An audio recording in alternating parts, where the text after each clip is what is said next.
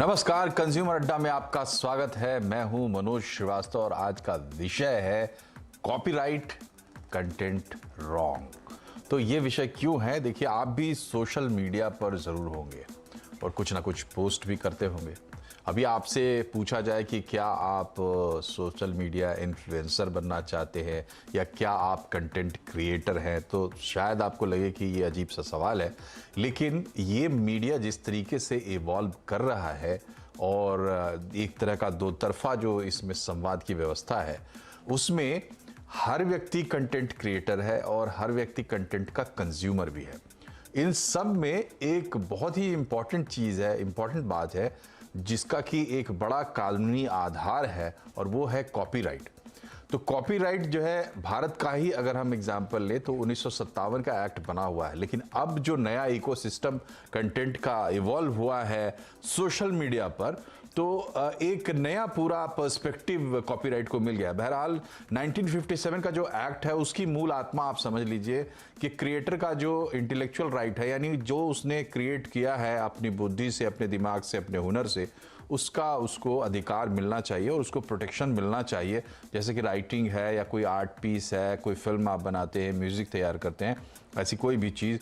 और इसमें इस एक्ट की आत्मा ये है कि भाई उसको उसका अधिकार मिलना चाहिए और अगर कहीं उसका आप इस्तेमाल कर रहे हैं तो उसकी परमिशन आपको लेनी पड़ेगी।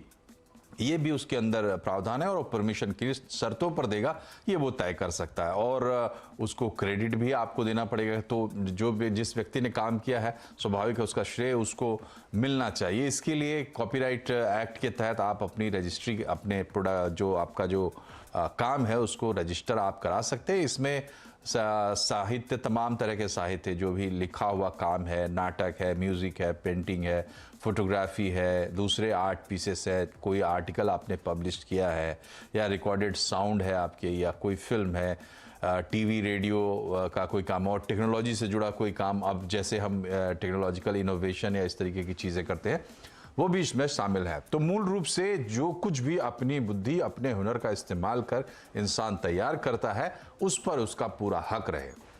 अब सवाल यह है कि नए माहौल में जब सोशल मीडिया और इंटरनेट आ गया तो कंटेंट की बढ़ आ गई। हर आदमी कंटेंट क्रिएट भी कर रहा है और कंज्यूम भी कर रहा है। इसमें कॉपीराइट का क्या है स्थिति और कैसे ये आपको नुकसान भी पहुंचा सकती है अगर आप नहीं जाने, ये तमाम चीज़ें हम समझने की कोशिश करेंगे। पहले आपको पैनल से मिलवाते हैं।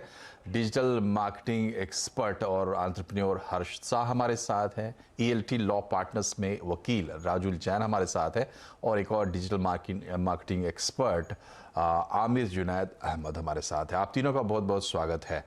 राजुल जी, सबसे पहला सवाल मेरा आपसे होगा कि देखिए, अभी तक जो कॉपीराइट एक्ट है या कॉपीराइट का जो पूरा कॉन्सेप्ट है, उसका परव्यू एक अलग था और अब हम आज खास करके हम बात करें सोशल मीडिया से जुड़ी हुई, तो कितना इवॉल्व हुआ है इकोसिस्टम और आपको क्या लगता है कितने लैकलस्टर हैं हम लोग इसको लेकर सोशल मीडिया के रिलेशन में, खास करके कंटेंट क्रिएटर्स? जी मनोज, ये जो आपने सवाल पूछा है ये बहुत ही वाजिब सवाल है। मैं जैसे कि बता दूं सबसे पहले कि कॉपीराइट लगता किस चीज़ पे है। कॉपीराइट का ये जो पूरा कानून है, देखिए, एक ये आर्टिस्टिक वर्क पे, किसी भी म्यूजिक वर्क पे, किसी भी लिटरेरी वर्क पे, इन सब चीज़ों पे लगता है।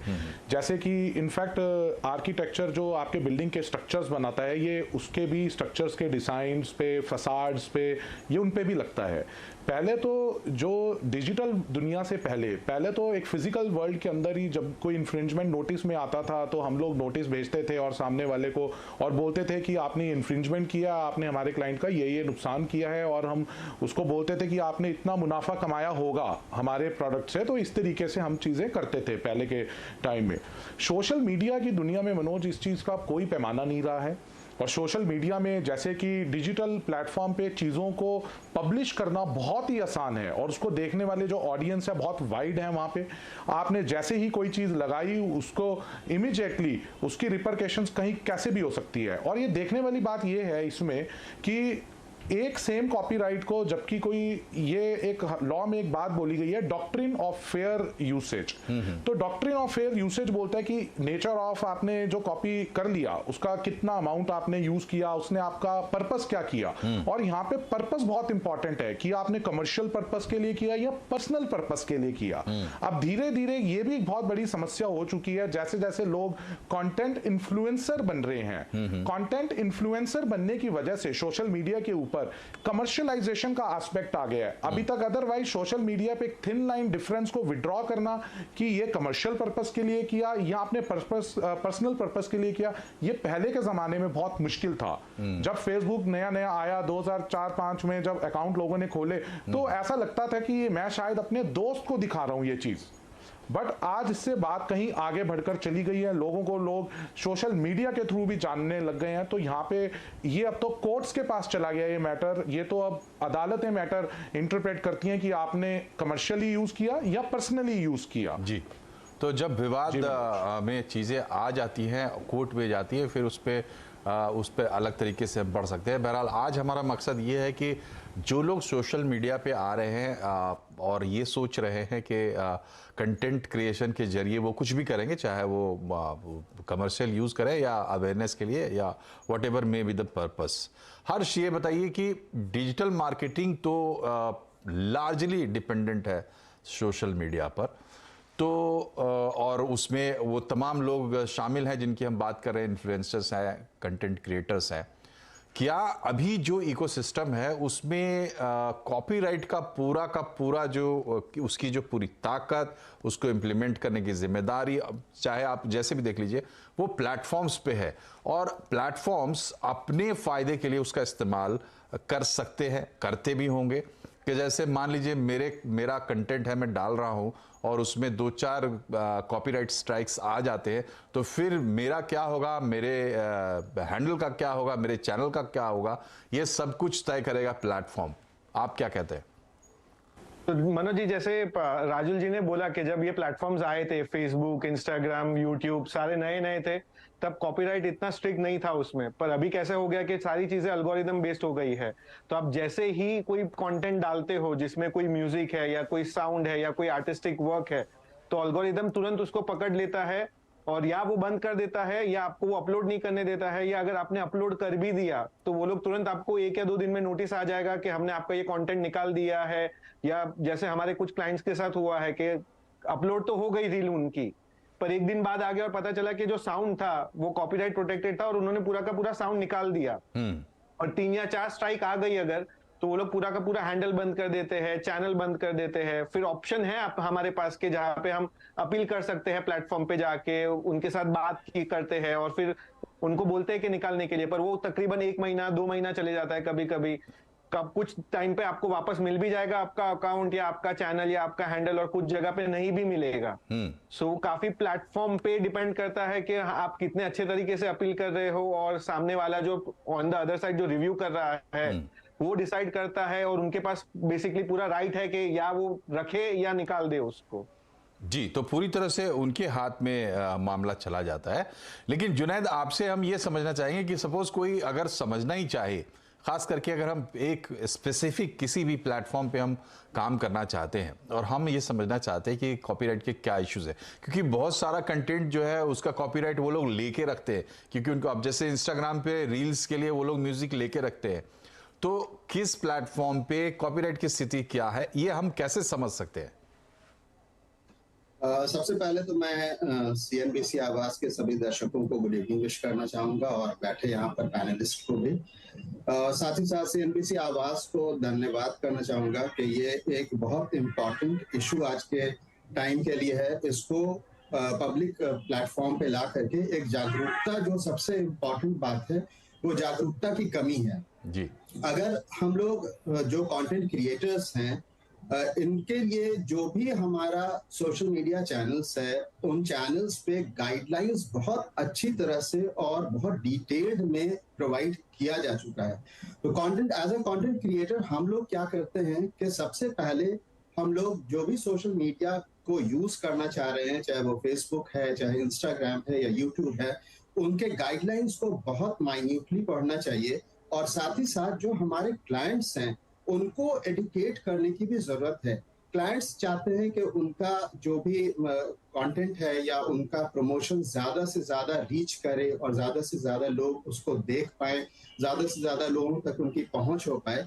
लेकिन यहाँ पर जो रोल प्ले करने की जरूरत है, सबसे ज्यादा जो अहम मुद्दा है वो कंटेंट क्रिएटर्स का है कि वो खुद को पहले अपने आप को अपडेटेड रखें। अभी मेटा के आने के बाद 1-to-1 फ्री जो है एडुकेट कर रहा है मेटा, कैसे हम लोग उनके चैनल्स को यूज कर सकते हैं और कैसे ज्यादा रीच बढ़ा सकते हैं और कैसे कंटेंट्स को, जो कंटेंट हम यूज करना चाहते हैं एक पर्टिकुलर सब्जेक्ट पे, अगर हमारे क्लाइंट के लिए कुछ प्रमोशनल रील्स बनाना है या कुछ वीडियोस या मीडिया क्रिएट करना है, तो उसके लिए फेसबुक और इंस्टाग्राम ने खुद ही 9,000 या उससे ज्यादा हम लोगों को मीडिया प्रोवाइड किया है। हमें एज अ कंटेंट क्रिएटर जानने की जरूरत है कि कौन कौन से कॉन्सेप्ट पे और कौन कौन से टॉपिक पे फेसबुक ने वो डिटेल्स ऑलरेडी प्रोवाइड कर रखा है। अगर इंस्टेड ऑफ यूजिंग जो सोशल मीडिया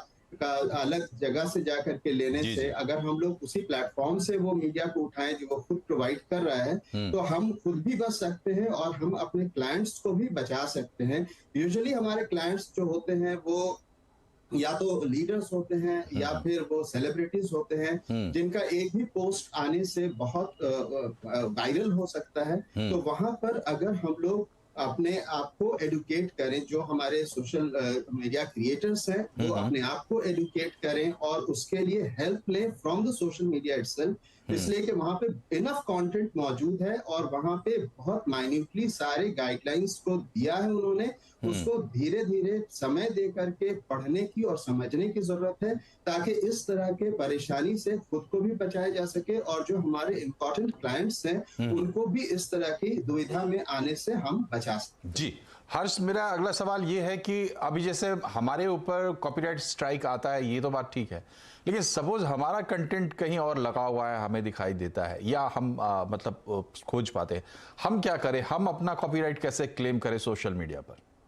सो बेसिकली जैसे ये प्लेटफॉर्म्स है तो कुछ चीजें उनके पास ऑलरेडी एल्गोरिदम में है, कुछ नहीं है। अगर आपके पास खुद के रिलेटेड कुछ चीजें हैं कि जो आपको दिख रहा है कि सामने वाला यूज कर रहा है, अरे ये चीज मैंने बनाई और अभी ये यूज करने लगा है, तो आप डायरेक्टली जाके अपील डाल सकते हो फेसबुक पे, इंस्टाग्राम पे, यूट्यूब पे या जो भी प्लेटफॉर्म्स है, हर एक के पास ऑप्शन है कि आप डाल सकते हो कि ये मेरा कंटेंट है। अगर आपके पास ट्रेडमार्क है तो वो डालिए, या अगर आप समझो आज नवंबर 2022 में है और आपने वो कंटेंट क्रिएट किया था अगस्त में और आप देख रहे हो कि किसी ने सितंबर में यूज किया है, तो आप उनको बताइए कि देखो ये मेरा कंटेंट है, मैंने अगस्त में क्रिएट किया हुआ था और ये बंदा सितंबर में यूज कर रहा है। कि आप पहले से यूज कर रहे हो तो आप उसके ओरिजिनल ओनर हो या आपके पास वो आपका कंटेंट है जो सामने वाला यूज कर रहा है। और ये लोग टीम काफी एक्टिव होती है, 2 से 3 दिन के अंदर तुरंत एक्शन लिया जाता है।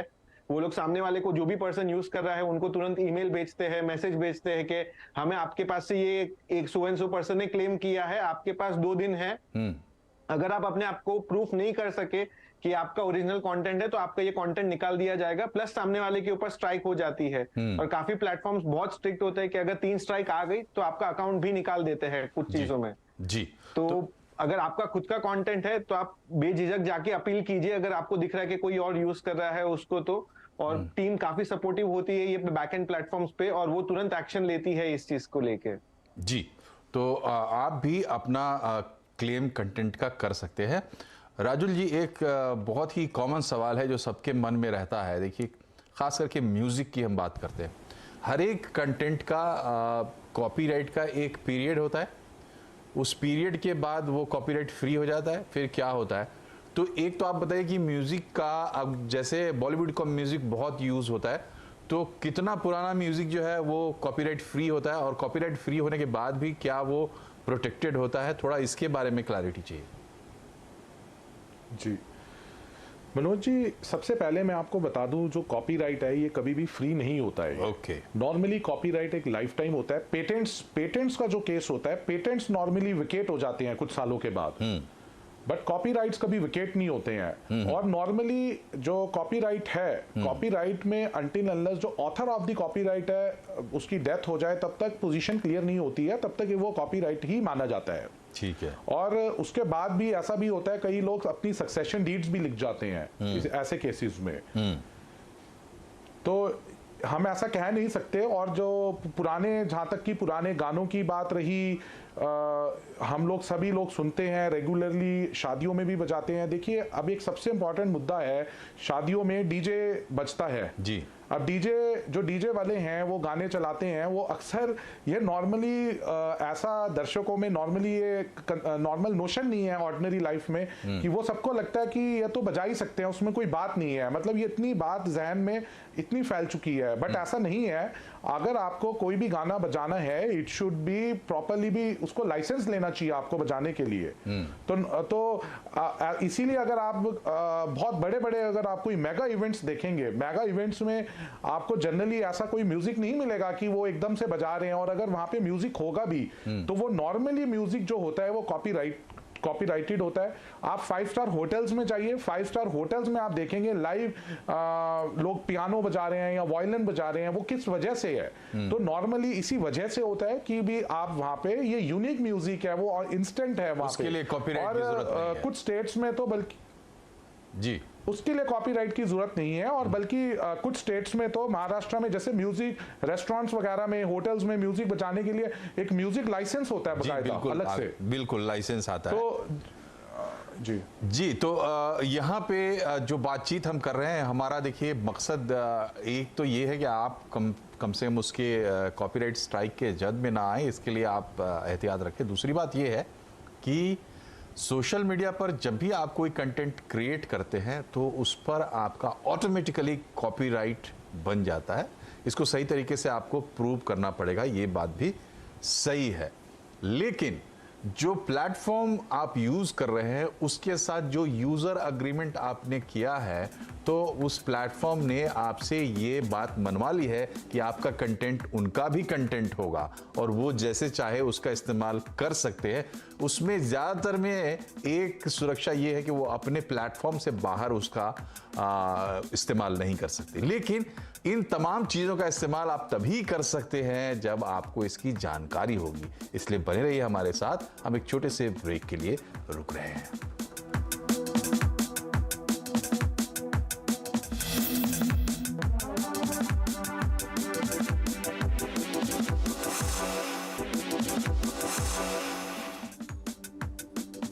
ब्रेक के बाद एक बार फिर से आपका स्वागत है। आज हमारा विषय कंज्यूमर अड्डा में कि कॉपीराइट और कंटेंट रॉन्ग। अगर कॉपीराइट स्ट्राइक आ जाती है या आप कॉपीराइट के दायरे में आ जाते हैं तो आपका कंटेंट गलत हो सकता है। हमारे साथ एक एमिनेंट पैनल है, उनके साथ हम डिस्कशन कर रहे हैं। तो अगला सवाल पूछने से पहले मैं एक उदाहरण देता हूं। मैंने यूट्यूब पे एक चैनल देखा था और उनके बारे में पढ़ा भी था। दरअसल पढ़ा पहले, देखा बाद में। उनकी कहानी ये थी कि शुरू में उन लोगों ने एक तरकीब निकाली कि कैसे वो कॉपीराइट को वायलेट किए बिना कंटेंट का एक हिस्सा यूज कर सकते हैं। 10 सेकंड, 5 सेकंड, 9 सेकंड का कि क्लिप्स वो लोग यूज कर रहे थे और ऐसे क्लिप्स यूज कर रहे थे जो दुनिया की जानी मानी फिल्मों के क्लिप्स थे। तो जाहिर सी बात है वो आई कैची थे और उनको वो कहानी में पिरोते थे।